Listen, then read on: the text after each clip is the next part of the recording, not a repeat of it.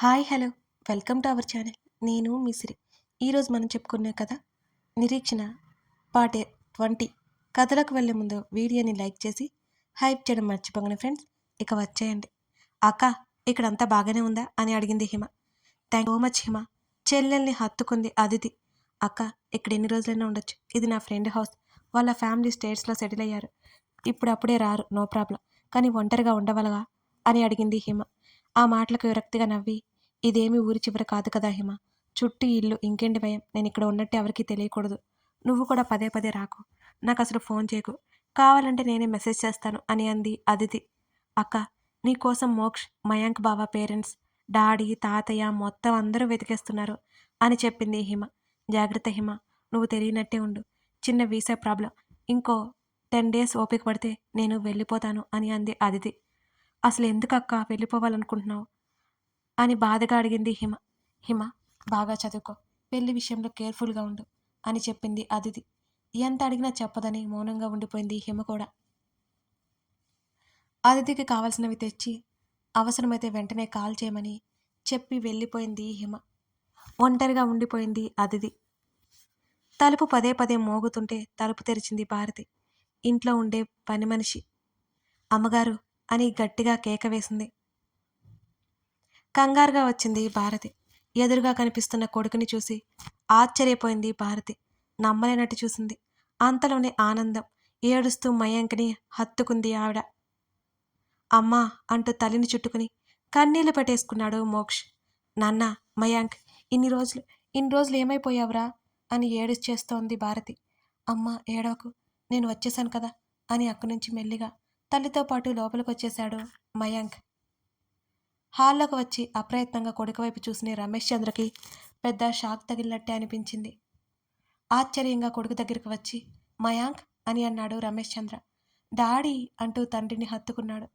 కొడుకు తిరిగి వచ్చినందుకు ఇద్దరు చాలా సంతోషంగా ఉన్నారు.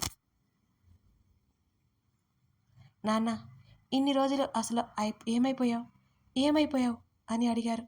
అవును మయాంక్, ఫ్లైట్ క్రాస్ అయిందని అన్నారు కదా, నువ్వెలా బయటపడ్డావు? కొడుకుని సోఫాలో కూర్చోబెట్టి పక్కనే కూర్చున్నాడు రమేష్ చంద్ర. నేను ఆ ఫ్లైట్కి రాలేదు డాడ్. ఫ్రెండ్స్ వస్తుంటే కారులో వచ్చాను. సర్ప్రైజ్ ఇవ్వాలి అనుకుని క్యాబ్ బుక్ చేయగా అది మధ్యలోనే ఆగింది. మెకానిక్ దగ్గరికి వెళ్ళొస్తాను అంటూ వెళ్ళిపోయాడు. కాల్ మాట్లాడుతూ రోడ్డు పక్కన నిలబడి ఉండగా కారు కొట్టేసింది. ఆ తర్వాత స్పృహ లేదు. తలకి బలంగా దెబ్బ తగిలి కోమా స్టేజ్లో ఉన్నాను. గవర్నమెంట్ హాస్పిటల్లో ఎవరో జాయిన్ చేశారు. ఇదిగో సెట్ అయ్యేసరికి ఎన్నాళ్ళు పట్టింది అని అనగానే కన్నీళ్లు పెట్టుకుంటూ కొడుకు భుజం మీద వాలిపోయింది భారతి. అదితి అదితి ఎక్కడా అని అడిగాడు ఆతృతగా మయాంక్. మాట్లాడలేకపోయారు రమేష్ చంద్ర, భారతి దంపతులు. క్షమించండి, కథ మధ్యలో కాస్త ఆపుతున్నాను. ఒక్క నిమిషం మీతో మాట్లాడాలని. మీరు చూస్తున్నారు కదా, మన కథల్ని ఆస్వాదిస్తున్నారు. కానీ ఈ ఒక్క ఎపిసోడ్ను మీ ముందుకు తీసుకురావడానికి నేను ఎంత కష్టపడతానో మీలో చాలామందికి తెలియదు. రాత్రి పగలు ఆలోచించి ప్రతి డైలాగ్ను ఎంతో జాగ్రత్తగా రాస్తాం, అలాగే రికార్డ్ చేస్తాం. మీరు మా శ్రమను గమనిస్తున్నారు. కానీ మీకు నిజంగా నచ్చిందని, మా కష్టాన్ని గుర్తించామని చెప్పడానికి మాకున్న ఒకే ఒక మార్గం. అది మీరు నొక్కే ఆ చిన్న లైక్ బటన్ మాత్రమే. అవును, మీరు లైక్ చేయకపోతే మా కష్టానికి ఫలితం దక్కలేదేమోనని అనిపిస్తుంటుంది. మీకు నిజంగా కథ నచ్చితే ఒక్క క్షణం కేటాయించి లైక్ బటన్ నొక్కండి. మీ ప్రేమను, ప్రోత్సాహాన్ని ఆ ఒక్క లైక్తో చూపించండి.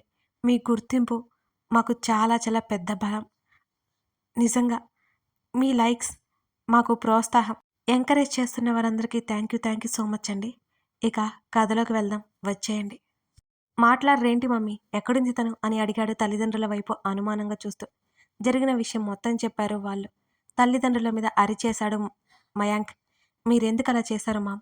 పాపం తను ఎంత కష్టపడి ఉంటుంది. మీకోసం ఇన్ని రోజులు ఇంట్లో ఉంటే తనని బలవంతం చేస్తారా అని అసహనంగా అరిచాడు మయాంక్.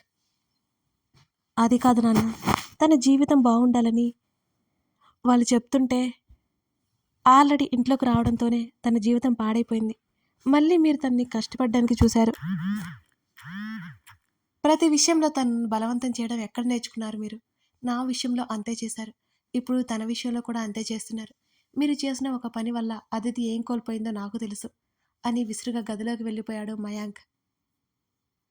అదితి ఎక్కడున్నావు అనుకున్నాడు కళ్ళు మూసుకుని.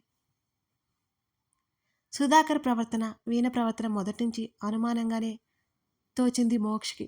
ఒకవేళ అదితి వెళ్ళిపోవడానికి కారణం వాళ్ళేనా అని అనుమానం రాగానే అప్పుడప్పుడు వాళ్ళ ఇంటికి వెళ్తూ వాళ్ళని ఓ కంట కనిపెడుతూనే ఉన్నాడు మోక్ష్. మెల్లిగా అర్థమైంది వాళ్ళకు కూడా ఏమీ తెలియదని. అదితి ఎక్కడికి వెళ్ళిందో అర్థం అవ్వక పిచ్చి పడుతోంది అతనికి. ఆమె కోసం వెతుకుతూనే ఉన్నాడు. అదితి వీసా ప్రాబ్లం కూడా సెట్ అయ్యి మరో 2 రోజుల్లో ఆస్ట్రేలియా వెళ్ళడానికి ప్లాన్ చేసుకుంటోంది. అక్కడ తనకి బోల్డంతమంది స్నేహితులున్నారు. తను అక్కడికి వెళ్ళాక ఏదో ఒకటి చూసుకుని అక్కడే ఉండిపోవాలని నిర్ణయించుకుంది అదితి. సుధాకర్ ఇది కూడా కూతురు ఎటుపోయిందో దిగులు పట్టుకుంది. అతనికి కూతురి మీద ప్రేమ ఉంది. మయాంక్తో పెళ్లి చేస్తే అటు కూతురు తను ఇద్దరు బాగుపడతారని అనుకున్నారు. కానీ తన వల్లే తన కూతురు ఎటో వెళ్ళిపోయిందనే బాధ పీడిస్తోంది. తన బలగం ఉపయోగించి కూతురు జాడ కోసం తెలుసుకునే ప్రయత్నాలు కూడా మొదలుపెట్టాడు సుధాకర్. అలా మోక్షతో మాట్లాడి సిటీలో వెతికించే ఏర్పాటు చేస్తున్నాడు సుధాకర్ కూడా. హిమ బయటికి వెళుతూ కనిపించింది మోక్షకి. అయినా అంతగా పట్టించుకోలేదు తను. కాసేపు తర్వాత అతను బయటకు వచ్చాడు. అక్కడ నుండి తనుండే హోటల్కి వెళ్తుంటే చేతి నిండా కవర్లు పట్టుకుని హిమ కనిపించింది. ఇంటికి వెళ్లకుండా అటు ఎటు వెళ్తుందో అర్థం కాలేదు మోక్షకి. అనుమానంగా అనిపించి ఆమెను ఫాలో అయ్యాడు. ఇండియాలో వచ్చినప్పుడు బైక్ తీసుకున్నాడు అతను. హెల్మెట్ ఉండడం వల్ల అతన్ని గుర్తుపట్టలేదు హిమ. ఆమె చుట్టూ గమనించుకుంటూ ఎవరూ తన్ని చూడకూడదనుకున్నట్టుగా ఒక వీధిలోకి వెళ్ళిపోయింది నడుచుకుంటూ. ఎవరైనా ఫ్రెండ్ ఇంటికి వెళ్తుందేమో అనుకున్నాడు. ఎందుకో ఆమె సేఫ్టీ కోసం వెళ్ళాలి అనిపించి అటువైపుకి బైక్ని ఉరికించాడు మోక్ష్. హిమ బైక్ ఇంటి ముందు ఆపి చుట్టూ గమనించుకుంటూ ఆ ఇంట్లోకి వెళ్ళిపోయింది. హిమ పదే పదే ఎందుకు అలా చుట్టూ గమనిస్తుందో అర్థం కాలేదు అతనికి కూడా. ఒకవేళ హిమనెవరైనా బ్లాక్మెయిల్ చేస్తున్నారా అనే సందేహం కూడా వచ్చింది మోక్షకి. బైక్ దూరంగా ఆపి మెల్లిగా ఆ ఇంటి గేటు తీసుకుని లోపలికి వెళ్ళాడు. విండో నుండి లోపలికి చూశాడు. సోఫాలో ఎవరో ఒక అమ్మాయి కూర్చుంది. అటువైపుకి హిమ కనపడుతోంది. ఫ్రెండ్ ఇంటికి వచ్చిందని అర్థమయ్యి అక్కడి నుంచి వెళ్ళబోతుంటే మయాంక్ బావ బ్రతికొచ్చాడక్క అంటున్న హిమ మాటలు పట్టించుకోలేదు మోక్ష్. వాట్? మయాంక్ తిరిగి వచ్చాడా? ఆశ్చర్యపోతూ సోఫా నుంచి పైకి లేచింది అదితి. ఆ గొంతు విని వెళ్తున్న మోక్ష అడుగులు ఆగిపోయాయి. అక్కడే నిలబడ్డాడు అతను. అవునక్క, మయాంక్ బావ వచ్చి 4 రోజులవుతోంది అంటూ అతను ఎలా తిరిగి వచ్చాడో వివరించింది హిమ.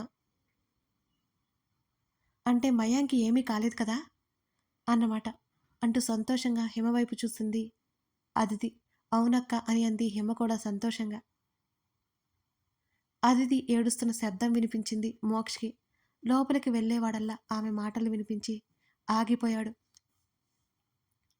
మయాంక్ గాని ఇంట్లో ఉంటే నాకు ఈ పరిస్థితి వచ్చేది కాదు. తను లేకపోవడం వల్ల ఇంట్లో నుండి బయటికి రావాల్సి వచ్చింది. మేము ప్లాన్ చేసుకున్న మా లైఫ్ మొత్తం స్పాయిల్ అయిపోయింది. మయాంక్కి ఏమీ కాలేదు, అది చాలు అని ఏడుస్తూ మాట్లాడుతోంది అదితి. ఆమె మాటలను బట్టి ఆమె కూడా అతన్ని ఇష్టపడుతోందా సందేహం వచ్చింది మోక్షకి. అందుకేనా అతను చనిపోయినా కూడా తన్ని దూరం పెట్టింది? తన తమ్ముణ్ణి అదితి ఇష్టపడుతుందన్నమాట. అందుకే తనంత బ్రతిమాలినా తన వైపు కూడా చూడ్డం లేదు. అతను లేకపోవడంతోనే ఇంటి నుంచి బయటకు వచ్చింది. అతను ఉంటే తనకి ఈ పరిస్థితి రాదు అనుకుంటోంది. అంటే తన భర్తను ఆమె కోరుకుంటోందన్నమాట. తన ఆలోచనకు పిచ్చి పడినట్టు అనిపించింది మోక్షకి. అదితి తనది కాదు, ఎప్పటికీ తనది కాదు. అక్కడ ఇంకొక క్షణం కూడా ఉండలేకపోయాడు మోక్ష్. తన తమ్ముడు బ్రతికే ఉన్నాడు అన్న సంతోషం, మరోవైపు తన ప్రేయసి దూరమైపోయింది అనే బాధ అతన్ని కకావికలం చేస్తున్నాయి. వెంటనే అక్కడి నుంచి హోటల్కి వెళ్ళిపోయాడు. అతడి కంటిలో కూడా కన్నీళ్లు ఆగనంటున్నాయి. వెంటనే భారతి వాళ్ళ ఇంటికి కాల్ చేసి అదితి ఎక్కడుందో చెప్పాడు. డ్రింక్ చేసి బెడ్ మీద పడిపోయాడు. లేకపోతే అతడి మనసు, అతడి మెదడు, అతడి గుండె బద్దలైపోయేలా ఉన్నాయి. తనతో లేకపోతేనే ఆమె సంతోషంగా ఉంటుంది కదా. అతడి ఆలోచనలు కొన్ని రోజులు ముందుకు వెళ్ళాయి. మయాంక్ బ్రతికే ఉన్నా తను అదితిని తనకి ఇచ్చేయమని తిరిగి అడగాలనుకున్నాడు. కానీ ఇప్పుడు ఆమె మనసులో తను లేడు అని తెలుస్తుంటే ఎలా అడగగలడు? మెల్లిమెల్లిగా మైకం కమ్మేసి నిద్రలోకి జారుకు మోక్ష్, అక్క నేను ఇంటికి వెళ్తానిక, చీకటి పడేలా ఉంది అని అంది హిమ. సరే అన్నట్టు తల ఊపింది అదితి. హిమ తలుపు తీయగానే ఎదురుగా కనబడిన మయాంక్ని చూసి ఆమె ఉలిక్కిపడింది. ఏమైంది హిమ అని అక్కడికి అదితి కూడా వచ్చి అదే పరిస్థితికి గురైంది. ఏం చేయాలో పాలుపోలేదామెకి. లోపలికి వచ్చి డోర్ లాక్ చేశాడు మయాంక్. మయాంక్ అతన్ని చూసి ఆనందంతో దగ్గరికి వెళ్ళి, నిన్ను మళ్ళీ చూస్తాను అనుకోలేదు అని కన్నీళ్లతో అంది అదితి. రా అదితి, ఇంటికి వెళ్ళిపోదాం అని అన్నాడు మయాంక్. ఊపిరి బిగబట్టి అక్కడే నిలబడి ఉంది హిమ. మన డీల్ మర్చిపోయావా మయాంక్ అని అంది అదితి. మర్చిపోలేదు, నాకు చాలా బాగా గుర్తుంది. ఇంటికి వెళ్దాం పదా అని అన్నాడు. నేను రాను, 2 డేస్లో ఆస్ట్రేలియా వెళ్ళిపోతున్నాను అని చెప్పింది ముఖం తిప్పుకుంటూ అదితి. నేను నిన్ను స్వయంగా దగ్గరుండి మరీ పంపిస్తాను. మన విడాకులు కూడా వస్తే ఆ తర్వాత వెళ్ళిపోదు నువ్వు అని అన్నాడు మయాంక్. ఇప్పుడు వాటితో నాకు పని లేదు మయాంక్. నేను వెళ్ళిపోయాకైనా సరే వస్తాయి కదా, ప్రాబ్లం ఏంటి? నేను మరో పెళ్లి చేసుకోవడానికి వెళ్ళట్లేదు. అయినా మనకి పెళ్లి జరిగినప్పుడు ఇక వాటితో పని ఏంటి అంది మళ్ళీ వెళ్ళడం ఇష్టం లేక. మీ ఇద్దరికి పెళ్లి జరగలేదా? ఆశ్చర్యపోయింది హిమ. లేదన్నట్టు అడ్డంగా తల ఊపి జరిగిందంతా చెప్పింది అదితి. మరి అలాంటప్పుడు మోక్ష గారిని ఎందుకు వద్దు అంటున్నావక్క? నీకోసం ఇంకా వెయిట్ చేస్తూనే ఉన్నారు కదా అని అంది హిమ. ఆ పేరు ఎక్కడో విన్నట్టే అనిపించి ఆమె వైపు తల తిప్పి చూశాడు మయాంక్. మోక్ష అంటే అని అతడు అడుగుతుంటే అదితి మాట్లాడలేదు. న్యూయార్క్ నుంచి వచ్చారు కదా బావా, ఒకప్పుడు మా అక్కని ప్రేమించిన అతను. మీరు లేరు అనుకుని అందరూ మీతో పెళ్లి చేయాలనుకున్నారు. కానీ అక్క వద్దని ఎవరికీ చెప్పకుండా ఇక్కడికి వచ్చేసింది అని హిమ చెప్తుంటే తలదించుకుంది అదితి. అదితి, నువ్వు చేస్తున్న పని అసలు అర్థం ఉందా? ఏమీ అర్థం కానట్టు అడిగాడు మయాంక్. హిమ, మనం ఇంటికి వెళ్ళిపోదాం, కాసేపు బయట వెయిట్ చేయి, మీ అక్కతో మాట్లాడాలి అనగానే హిమ సైలెంట్గా బయటికి వెళ్ళిపోయింది. ఇప్పుడు చెప్పు అదితి, నీ ప్రాబ్లం ఏంటి అని అడిగాడు మయాంక్. ఏం లేదు, నేను ఆస్ట్రేలియా వెళ్ళిపోవాలి అని మొండిగా చెప్పింది అదితి. పిచ్చి నీకు, అతను నీకోసమే కదా ఎదురు చూస్తున్నాడు, నువ్వు ఎదురు చూస్తున్నావు. అతను తీరా వచ్చాక ఎందుకు కాదంటున్నావు అని అడిగాడు మయాంక్ కోపంగా. నన్నేమి అడక్కు మయాంక్, చీకటి పడుతుంది వెళ్ళిక. హిమ ఇంకా బయటే ఉంటే పిన్ని గొడవ చేస్తుంది ఈ టైంలో అని అంది అదితి. నువ్వు వస్తేనే నేను ఇక్కడి నుంచి మేమిద్దరం కదిలేది. ఉండండి, నాకేమైంది అన్నది కారులో. పాపం బావా, మా అక్క అదితి వైపు జాలిగా చూసింది హిమ. నేను మర్యాదగా చెప్తే వినలేదు హిమ, తప్పదు, అనుభవించాల్సిందే అన్నాడు ఆమె వైపు చూస్తూ మోక్ష్. అదితి చేతులు కాళ్ళు కట్టేసి నోటికి ప్లాస్టర్ వేసి తీసుకొస్తున్నాడు మయాంక్. అతని వైపు కొట్టేలా చూసి ఏం చేయలేక గింజుకుంటోంది అదితి. ఇంతకీ మోక్ష ఎక్కడ? హోటల్లో స్టే చేస్తున్నాడు బావా, ఎగ్జాక్ట్గా ఏ హోటల్లో నాకు తెలియదు అని అంది హిమ. హిమ, ఇప్పటి నుంచి నేను కాదు, నీ బావ మోక్ష్ అని చెప్పి అదితి వైపు చూసి నవ్వాడు. వెంటనే ముఖం తిప్పేసుకుంది. పైకి నవ్వుతున్నాడు కానీ మయాంక్ లోపల అగ్నిపర్వతం బద్దలవుతోంది. ఆ విషయం అదితికి కూడా తెలుసు. కళ్ళు మూసుకుని సీట్లో వెనక్కి వాలింది అదితి. ఆమె ఇంటికి తీసుకువెళ్ళి అక్కడికి వచ్చిన అందరినీ చూశాడు. అందరూ ఏమి అడుగుతున్నా చెప్పలేదు అతిథి. అందరినీ కూర్చోబెట్టి మోక్ష గురించి చెప్పి వాళ్ళకి అసలు పెళ్లి జరగలేదనే విషయాన్ని కొండ బద్దలు కొట్టేలా చెప్పాడు మయాంక్. అందరూ ఒక్కసారిగా ఆశ్చర్యపోయారు.